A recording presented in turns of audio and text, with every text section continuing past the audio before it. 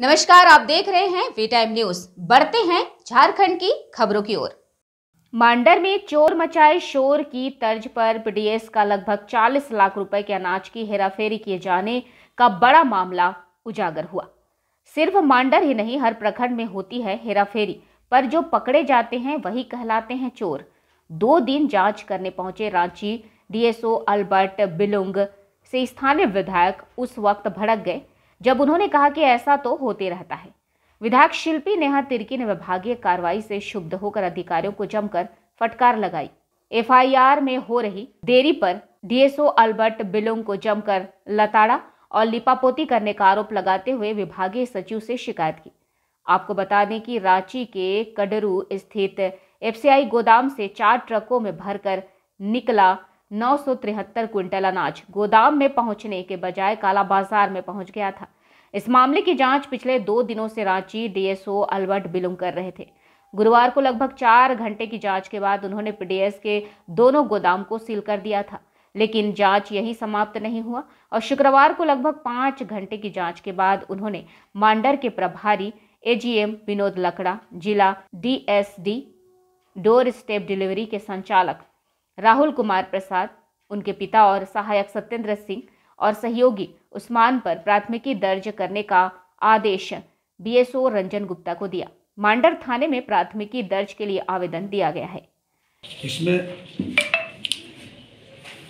24 तारीख को एक गाड़ी चली है, 24 सितंबर को 24/9/2022 को, और ये गाड़ी कभी नहीं पहुंची। 26/9/2022 को एक गाड़ी चली, नहीं पहुंची। 1/11/2022 को एक गाड़ी है, वो नहीं पहुंची। 2/11/2022 ये गाड़ी नहीं पहुंची। और इसमें अभी जो हमको सरकार की ओर से जो बैकलॉग के अनाज जो मिले थे, और वो अनाज हम लोग के रांची जिला से में उपलब्ध नहीं था, तो ये अनाज हजारीबाग से भी उठा हुए हैं, रामगढ़ से भी उठा हुए हैं, कोडरमा से भी उठा हुए हैं, और एक चाकुलिया से भी उठा हुए हैं। और इसी क्रम में अनाज का जो फ्लो हम लोग के यहाँ पे हो रहा था, और जिस तरह से जैसे गाड़ी वहाँ से हमारी चलती है और एजीएम इसको अपने एंड से, अपने लॉगिन से इसको रिसीव करता है, और रिसीव करता है तो हम लोग देख पाते हैं कि हाँ इतना इतना अनाज आया नहीं आया। और फिर अब चूँकि करीब अनाज हमारे यहाँ पे आ चुके हैं, करीब आ चुके हैं, तो अब इसको हम लोग वेरीफाई कर रहे हैं, जांच कर रहे हैं कि फलाने ब्लॉक के लिए इतना गाड़ी चला, तो उसमें से इतना कम ही क्यों रिसीव हुआ है। और इसी का मतलब जो दबाव वगैरह सब पड़ने लग रहा था, तो इसमें लोग, चूँकि गाड़ी तो यहाँ पे आई नहीं, और इसलिए एजीएम से कह के इसको लोग उसमें ऑनलाइन में करना चाहते थे। और इसी क्रम में चूँकि अनाज नहीं आया है और फिर इसको मैनेज करने की कोशिश की जा रही थी, तो ये बात उजागर हुई कि इस तरह से अनाज आया ही नहीं तो एंट्री कैसे होगा। और इसी बीच में जिसे संज्ञान में आया तो हम लोग इसके पीछे पड़े हैं, और फिर छानबीन के दौरान पता चला कि यही गाड़ियाँ हैं जो कि यहाँ पे नहीं आई हैं, और इनका 973 क्विंटल खाद्यान्न नहीं है, और इसका कीमत है 38,92,252 और ये इस पर जो इससे संबंधित लोग जो हैं, जो हमारा ये ट्रांसपोर्टर, उसकी जिम्मेवारी है।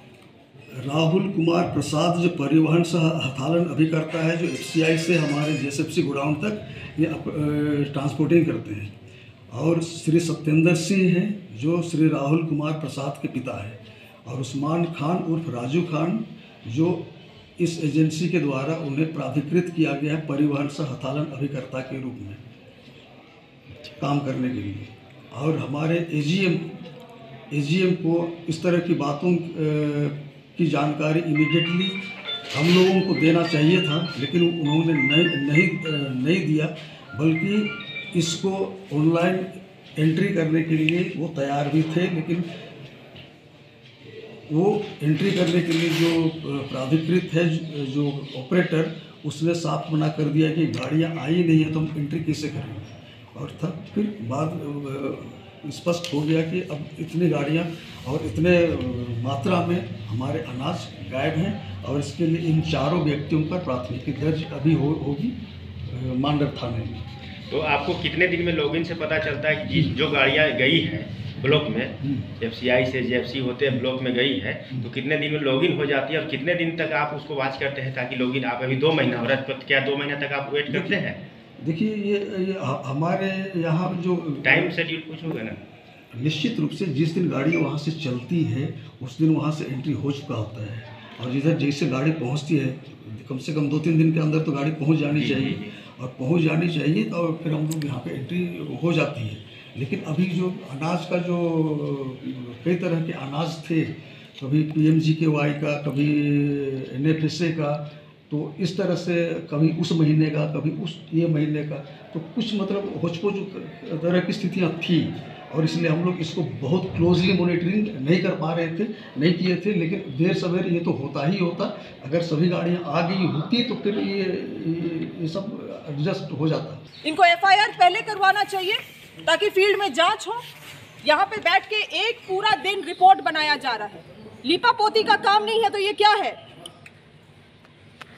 यहाँ पे सरासर एविडेंस वाला रिपोर्ट बनाएंगे और जो सबसे नीचे तर पे इंसान रहेगा, उसका स्टाफ रहेगा, उसके ऊपर पूरा ब्लेम लगा दिया जाएगा ताकि अफसर्स में कोई भी ब्लेम ना आए। ये है हाल। और यहाँ के DSO का ऑडेसिटी देखिए, उनसे जब पूछा गया कि ये क्या हो रहा है तो बोलते इस तरह से बात होते रहती है। इस तरह के अधिकारी इतनी नीच बात कर रहे हैं, इनसे बात करने का कोई ये नहीं है। ऊपर इसको मैडम एक सवाल का जवाब दे दीजिए मैडम कि इतना बड़ा मामला आपके प्रखंड में हो गया है, क्या लगता है आपको कि पदाधिकारियों की मिलीभगत है इसमें?